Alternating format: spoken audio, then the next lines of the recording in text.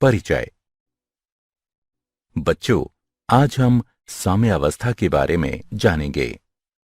भौतिक साम्य में किसी निकाय की वह साम्यावस्था समाहित है जिसमें उसका प्रावस्था रूपांतरण होता है।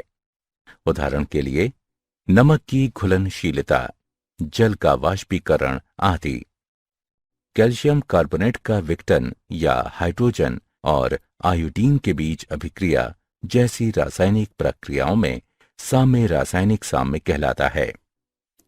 सामान्य भौतिक साम्यावस्थाएं हैं ठोस और द्रव, द्रव और गैस, ठोस और गैस।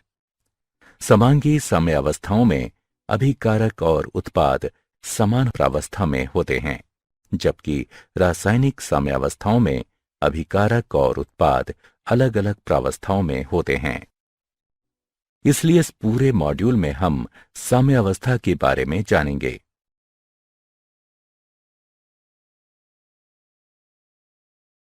उद्देश्य। इस पाठ के अंत में आप निम्न करने में सक्षम हो जाएंगे। भौतिक अवस्था में साम्यावस्था की व्याख्या करना, द्रवों में ठोस या गैसों की घुलनशीलता में साम्यावस्था की व्याख्या करना, रासायनिक साम्यावस्था की व्याख्या करना, रासायनिक साम्यावस्था का नियम व्यक्त करना, समांगी साम्यावस्थाओं की व्याख्या करना, विषमांगी साम्यावस्थाओं की व्याख्या करना, साम्यावस्था स्थिरांक के अनुप्रयोगों की चर्चा करना, साम्यावस्थाओं को प्रभावित करने वाले कारकों की चर्चा करना।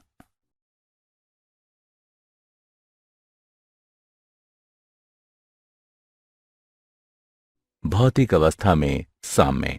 जब अभिकारक का सांद्रण स्थिर हो जाता है तो इसमें कोई परिवर्तन नहीं होता है और अभिक्रिया ठहरी हुई प्रतीत होती है। निकाय की ये अवस्था जिसमें कोई नेट परिवर्तन नहीं होता है साम्यावस्था कहलाती है। ठोस द्रव साम्यावस्था।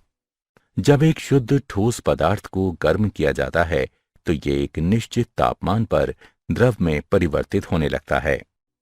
इस तापमान पर पदार्थ की ठोस और द्रव अवस्थाएं दाब की दी गई दशाओं के तहत सह अस्तित्व में होती हैं। वायुमंडलीय ताप किसी शुद्ध पदार्थ के लिए वह ताप जिस पर ठोस और द्रव अवस्थाएं सह अस्तित्व में होती हैं। पदार्थ का सामान्य गलनांक या सामान्य हिमांक कहलाता है। गलनांक पर ठोस पदार्थ पदार्थ की द्रवावस्था के साथ साम्यावस्था में होता है।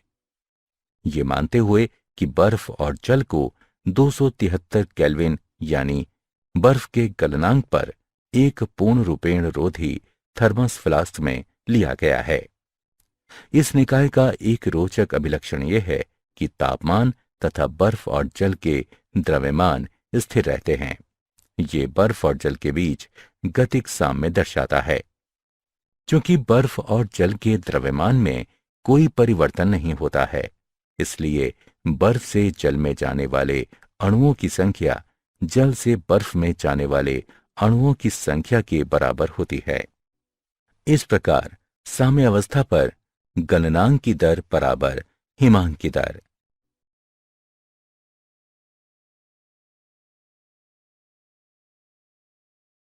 द्रव वाष्प साम्यावस्था। इस साम्य को समझने के लिए आइए एक बंद पात्र में जल के वाष्पीकरण का उदाहरण लेते हैं। जब जल की थोड़ी सी मात्रा को कमरे के तापमान पर एक निर्वातित पात्र में लिया जाता है तो ये वाष्पित होने लगता है। सबसे पहले पात्र के भीतर का दाब बढ़ता है। जैसे ही गैस प्रावस्था में अणुओं की संख्या बढ़ती है, ये जल की सतह से टकराकर इसे ग्रहण कर लेते हैं। ये संघनन कहलाता है। प्रारंभ में संघनन की दर वाष्पीकरण की दर से कम होती है, लेकिन गैस प्रावस्था के अणुओं में वृद्धि के साथ संघनन की दर बढ़कर वाष्पीकरण की दर के बराबर हो जाती है। इस अवस्था में यह कहा जाता है कि साम्य स्थापित हो गया है। इस प्रकार साम्य अवस्था में वाष्पीकरण की दर बराबर संघनन की दर।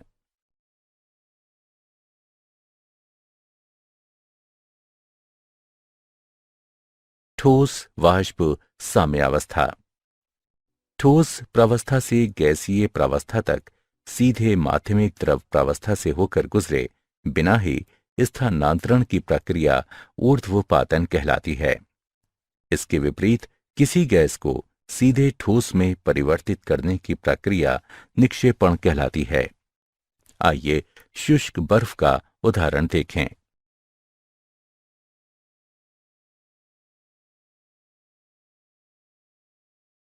द्रवों में ठोस या गैसों की घुलनशीलता संबंधी साम्य। द्रवों में ठोस विलयन, जिसमें और अधिक विलय कण न घुल सके, संतृप्त विलयन कहलाता है।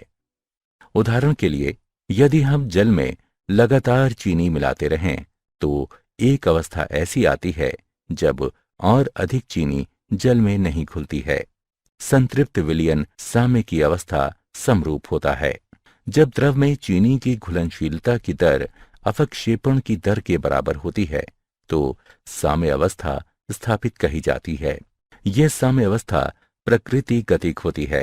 इसे रेडियो एक्टिवताहीन चीनी के संतृप्त विलयन में रेडियो एक्टिविता युक्त चीनी की कुछ मात्रा मिलाकर प्रमाणित किया जा सकता है।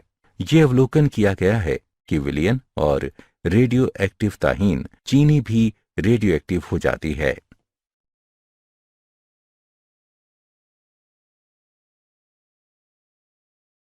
द्रवों में गैस से जब एक कोल्ड ड्रिंक की बोतल खोली जाती है तो उसमें घुली हुई कार्बन डाइऑक्साइड बहुत तेजी से बाहर निकलने लगती है। ये एक साम्य अवस्था स्थिति को दर्शाती है। दिए गए ताप पर गैसीय अवस्था में विलय के अणुओं और द्रव में खुले अणुओं के बीच एक साम्य अवस्था होती है। इसे निम्न प्रकार से व्यक्त किया जा सकता है। द्रव में गैस की विलयता पर दाब के प्रभाव को हेनरी के नियम द्वारा व्यक्त किया जाता है। इस नियम के अनुसार दिए गए तापमान पर किसी विलायक के दिए गए द्रव्यमान में खुली गैस का द्रव्यमान विलायक के ऊपर गैस के दाब के सीधे समानुपाती होता है। m सीधे समानुपाती है p के। m बराबर kp। किसी द्रव में गैस की विलयता तापमान में वृद्धि के साथ साथ घटती जाती है।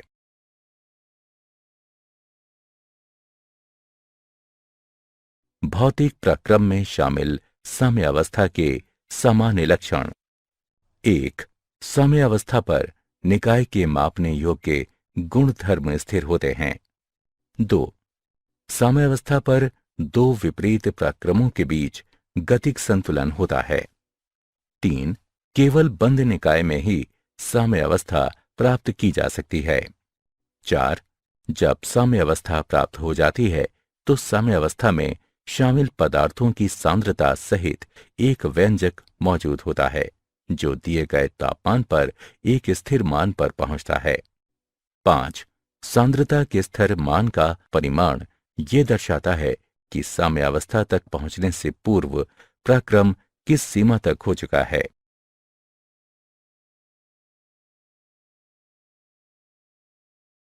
रासायनिक प्रक्रमों में साम्य अवस्था। गतिक साम्य अभिक्रियाएं जिनमें अभिकारकों को पुनः बनाने के लिए उत्पाद अभिक्रिया नहीं करते हैं अनुत्क्रमणीय अभिक्रियाएं कहलाती हैं। उदाहरण के लिए, सिल्वर नाइट्रेट सोडियम क्लोराइड के साथ अभिक्रिया करके सिल्वर क्लोराइड और सोडियम नाइट्रेट बनाता है। अभिक्रियाएं जिनमें अभिकारकों को पुनः बनाने के लिए उत्पाद अभिक्रिया करते हैं उत्क्रमणीय अभिक्रियाएं कहलाती हैं। उत्क्रमणीय अभिक्रियाओं को विपरीत दिशाओं की ओर संकेत करते दो तीर खींचकर निरूपित किया जाता है। उदाहरण के लिए, हाइड्रोजन आयोडीन के साथ अभिक्रिया करके हाइड्रोजन आयोडाइड बनाता है। वो अवस्था जिस पर अभिकारकों और उत्पादों की सांद्रता में और परिवर्तन नहीं होता है रासायनिक साम्य अवस्था कहलाती है। साम्य अवस्था पर अग्रिम अभिक्रिया की दर प्रतीप अभिक्रिया की दर के बराबर होती है। रासायनिक साम्य प्रकृति में गतिक भी होता है क्योंकि अभिक्रिया साम्य अवस्था पर रुकती नहीं है। जब अग्रिम और प्रतीप अभिक्रियाओं की दरें समान हो जाती हैं तो अभिकारकों एवं उत्पादों की सांद्रताएं स्थिर रहती हैं।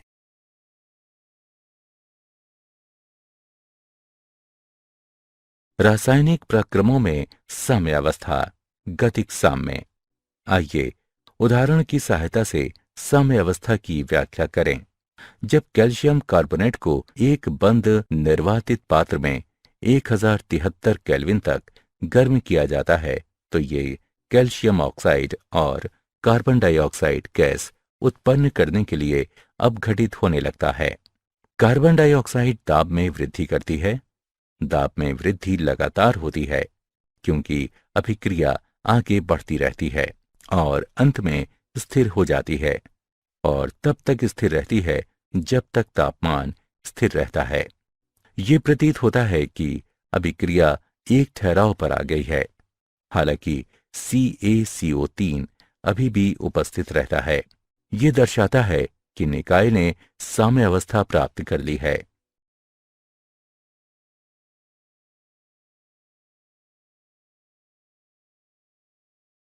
रासायनिक साम्यावस्था का नियम और रासायनिक स्थिरांक। द्रव्य अनुपाती क्रिया के नियम के अनुसार स्थिर ताप पर किसी रासायनिक अभिक्रिया की दर अभिकारक अवयवों के आणविक सांद्रण के गुणनफल के सीधे अनुक्रमानुपाती होती है। साथ ही प्रत्येक सांद्रण पद की घात का मान रासायनिक समीकरण में उस अवयव के संख्यात्मक गुणांक के बराबर होता है। आइए एक साधारण उत्क्रमण अभिक्रिया पर विचार करें। अभिकारक A और B उत्पाद C और D बनाने के लिए अभिक्रिया करते हैं।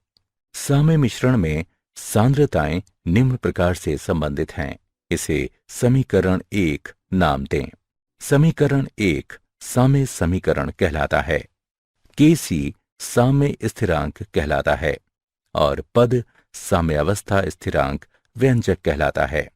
निम्न प्रकार की सामान्य अभिक्रिया के लिए साम्यावस्था स्थिरांक के लिए व्यंजक को निम्न प्रकार से लिखा जा सकता है, जहां C इंगित करता है K को, अर्थात Kc को मोल प्रति लीटर की सांद्रताओं में व्यक्त किया जाता है।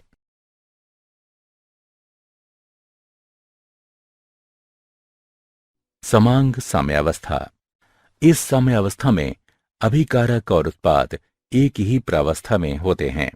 गैसीय निकाय में साम्यावस्था स्थिरांक उन अभिक्रियाओं के लिए जिनमें अभिकारक और उत्पाद दोनों गैसीय अवस्था में होते हैं। साम्यावस्था स्थिरांक को आंशिक दाब के पदों में व्यक्त किया जाता है। इन अभिक्रियाओं के लिए साम्यावस्था स्थिरांक को Kp द्वारा दर्शाया जाता है।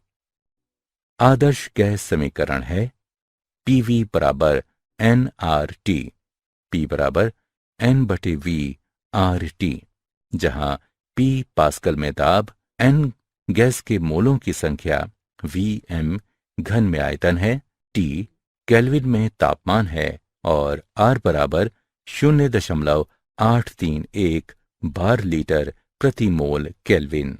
N/V को मोल प्रति लीटर में सांद्रता C के रूप में और P को बार में व्यक्त किया जा सकता है, इसलिए P बराबर CRT। सामान्य अभिक्रिया के लिए Kp का मान है, जहां C Da और B के क्रमशः Pc, Pd, Pa, Pb आंशिक दाब है और इसे हल किया जा सकता है। Kp और Kc के बीच संबंध है Kp और Kc गुणा RT की घात डेल्टा N, जहां संतुलित रासायनिक समीकरण में डेल्टा N बराबर गैसीय उत्पादों के मोलों की संख्या, गैसीय अभिकारकों के मोलों की संख्या, दाब को बार में व्यक्त किया गया है।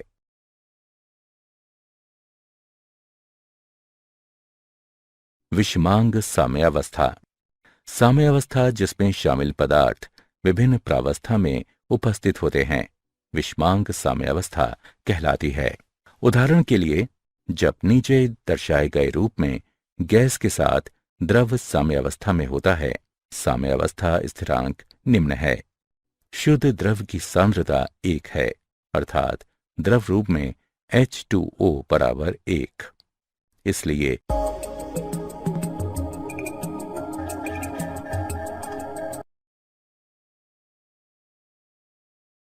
साम्यावस्था स्थिरांक के अनुप्रयोग। साम्यावस्था स्थिरांक के लक्षण। साम्यावस्था स्थिरांक का मान अभिकारी अवयवों की प्रारंभिक सांद्रता पर निर्भर नहीं करता है। साम्यावस्था स्थिरांक का मान ताप बदलने के साथ बदलता है। उत्क्रमणीय अभिक्रिया के लिए उत्क्रम अभिक्रिया के साम्यावस्था स्थिरांक अग्रवर्ती अभिक्रिया के साम्यावस्था स्थिरांक का व्युत्क्रम होता है। साम्यावस्था स्थिरांक उत्प्रेरक की उपस्थिति पर निर्भर नहीं करता है। यदि साम्यावस्था स्थिरांक को सांद्रता के पदों में व्यक्त किया जाता है तो विभिन्न अभिक्रियाओं के लिए इसके मात्रक अलग अलग होते हैं। अभिक्रिया की सीमा का अनुमान लगाना। साम्यावस्था स्थिरांक का परिमाण हमें उस सीमा के बारे में बताता है जिसके लिए अभिकारकों को साम्यावस्था प्राप्त करने से पहले उत्पादों में रूपांतरित किया जाता है।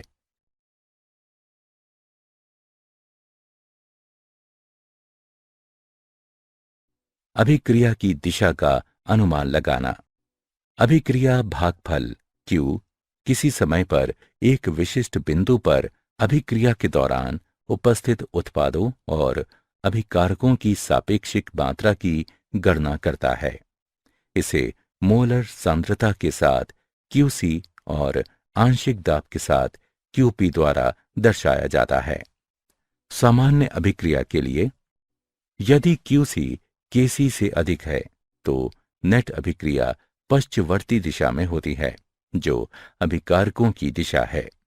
यदि QC KC से कम है तो नेट अभिक्रिया अग्रवर्ती दिशा में होती है जो अभिकारकों की दिशा है। यदि QC बराबर KC तो अभिक्रिया साम्यावस्था में है, अर्थात नेट अभिक्रिया नहीं होती है।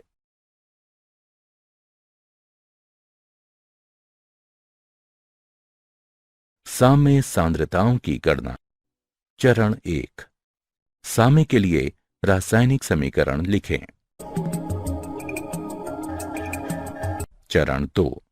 अभिक्रिया के लिए साम्यावस्था स्थिरांक व्यंजक लिखें। चरण 3। सभी अज्ञात सांद्रताओं को एकल चर x के पदों में व्यक्त करें। चरण 4। साम्यावस्था स्थिरांक व्यंजक में साम्यावस्था सांद्रताओं यानी x के पदों में उसको प्रतिस्थापित करें। चरण 5। x के लिए समीकरण हल करें। चरण 6। साम्यावस्था सांद्रताओं की गणना के लिए चरण 3 के व्यंजकों में x के लिए प्राप्त किए गए मान प्रतिस्थापित करें।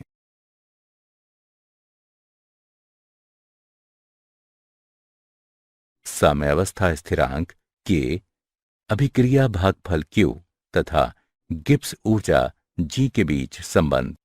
विशिष्ट निर्धारित दशाओं में निकाय से स्वतंत्र रूप से उपलब्ध ऊर्जा जिसे उपयोगी कार्य में लगाया जा सकता है गिब्स ऊर्जा कहलाती है। संबंध है, इसे समीकरण 1 के रूप में नाम दें जहां ये मानक गिब्स ऊर्जा दर्शाती है। हम जानते हैं कि साम्यावस्था पर Q बराबर K और डेल्टा G बराबर 0 समीकरण 1 से पुनर्व्यवस्थित करने पर प्राप्त होता है। ये समीकरण ताप और साम्यावस्था स्थिरांक के मानक गिब्स मुक्त ऊर्जा परिवर्तन से संबंधित है। साम्यावस्था स्थिरांक है। यदि मानक गिब्स मुक्त ऊर्जा में परिवर्तन 0 से अधिक है तो K 1 से कम होता है जिससे प्रतीप अभिक्रिया आसान हो जाती है। यदि मानक गिब्स मुक्त ऊर्जा में परिवर्तन 0 से कम है तो K 1 से अधिक होता है जिससे अग्र अभिक्रिया आसान हो जाती है।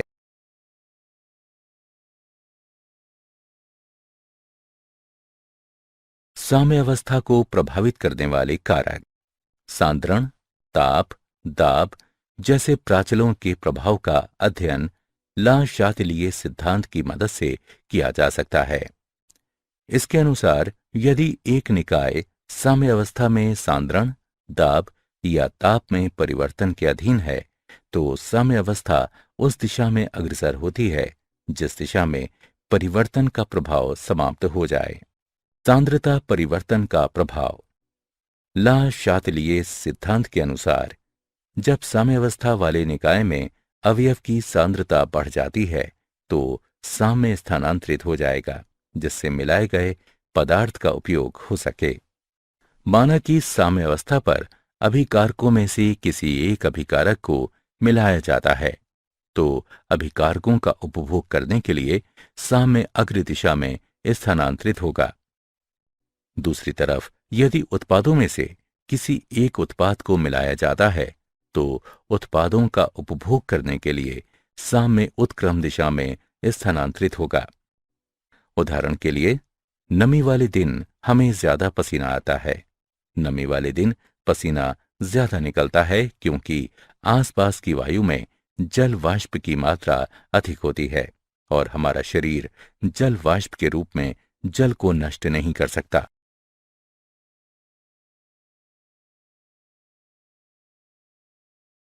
साम्यावस्था को प्रभावित करने वाले कारक। दाब परिवर्तन का प्रभाव। ला शातिलिये सिद्धांत के अनुसार वाह्य दाब में वृद्धि साम्यावस्था को इस प्रकार से प्रभावित करेगी कि दाब कम हो जाए। इसका अर्थ है कि साम्य उस दिशा की ओर स्थानांतरित होगा जिस तरफ गैसीय पदार्थों के मोलों की संख्या सबसे कम है। उदाहरण के लिए, यदि हम दाब में वृद्धि करते हैं तो निकाय द्वारा घेरा गया आयतन घट जाता है और प्रति इकाई मोलों की संख्या बढ़ जाती है। ये प्रभाव संभारित किया जा सकता है। यदि साम्य उस दिशा में स्थानांतरित होता है जिस तरफ मोलों की संख्या कम होती है, इसलिए दाब बढ़ जाता है। इस स्थिति में साम्य अग्र दिशा में अग्रसर होगा। अक्रिय गैस के योग का प्रभाव। स्थिर आयतन पर अक्रिय गैस निकाय का कुल दाब बढ़ा देती है, लेकिन अभिकारकों एवं उत्पादों का आंशिक दाब समान रहता है और साम्यावस्था अपरिवर्तित रहती है। स्थिर दाब पर अक्रिय गैस का योग आयतन को बढ़ा देगा, इसलिए इस प्रभाव को संभारित करने के लिए साम्य उस तरफ स्थानांतरित होगा जिस तरफ मोलों की संख्या अधिक हो गई है। उदाहरण के लिए, स्थिर दाब पर अक्रिय गैस का योग साम्य को उत्क्रम दिशा की ओर अग्रसर करेगा। ताप परिवर्तन का प्रभाव। रासायनिक साम्यावस्था में दो अभिक्रियाएं शामिल होती हैं, एक उत्पादों के पक्ष में और दूसरी अभिकारकों के पक्ष में होती है। यदि एक अभिक्रिया ऊष्माक्षेपी है तो दूसरी ऊष्माशोषी होगी। उदाहरण के लिए, अग्र अभिक्रिया ऊष्माक्षेपी और उत्क्रम अभिक्रिया ऊष्माशोषी है।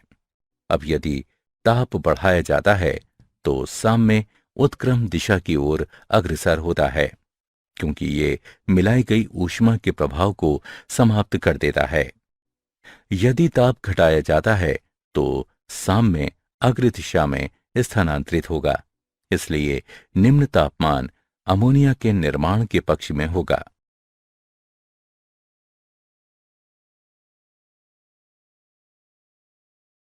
क्या आप जानते हैं, डॉक्टर डिएगो डॉमजिस एरोस्पेस इंजीनियरिंग विभाग में सहायक प्रोफेसर के नेतृत्व में एक अनुसंधान टीम को तापीय असाम्यावस्था की उपस्थिति में अशांत प्रवाहों की जटिल अन्योन्य क्रिया के अध्ययन के लिए air force office of scientific research यानी AFOSR द्वारा $2.2 मिलियन का पुरस्कार प्रदान किया गया।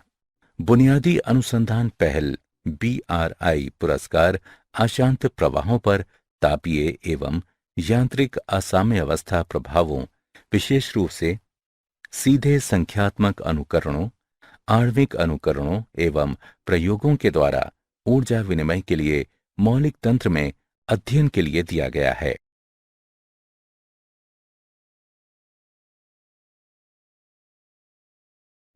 सारांश। आइए हमने जो कुछ सीखा है उसे संक्षेप में दोहराएं। जब अभिकारक का सांद्रण स्थिर हो जाता है तो इसमें कोई परिवर्तन नहीं होता है और अभिक्रिया रुकी हुई प्रतीत होती है। निकाय की ये अवस्था जिसमें कोई नेट परिवर्तन नहीं होता है समय अवस्था कहलाती है। गलनांक पर ठोस पदार्थ पदार्थ की द्रवावस्था के साथ समय अवस्था में होता है। द्रव और वाष्प अवस्था के बीच समय अवस्था में वाष्पीकरण की दर बराबर संघनन की दर। ठोस प्रावस्था से सीधे गैसीय प्रावस्था में रूपांतरण ऊर्ध्वपातन कहलाता है और इसके विपरीत रूपांतरण निक्षेपण कहलाता है। एक विलयन संतृप्त कहा जाता है यदि और अधिक विलय कणों को घोला नहीं जा सकता।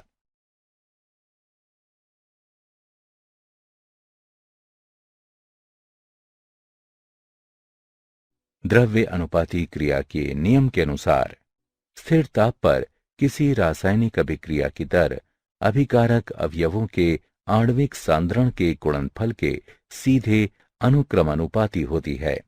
साथ ही प्रत्येक सांद्रण पद की घात का मान रासायनिक समीकरण में उस अवयव के संख्यात्मक गुणांक के बराबर होता है। यदि अभिकारक और उत्पाद एक ही प्रावस्था में हों तो स्थापित साम्यावस्था समांगी साम्यावस्थाएं कहलाती हैं। साम्यावस्थाएं जिनमें शामिल पदार्थ विभिन्न प्रावस्थाओं में उपस्थित होते हैं विषमांगी साम्यावस्थाएं कहलाती हैं। साम्यावस्था स्थिरांक के अभिक्रिया भागफल Q और गिब्स ऊर्जा G के बीच संबंध है।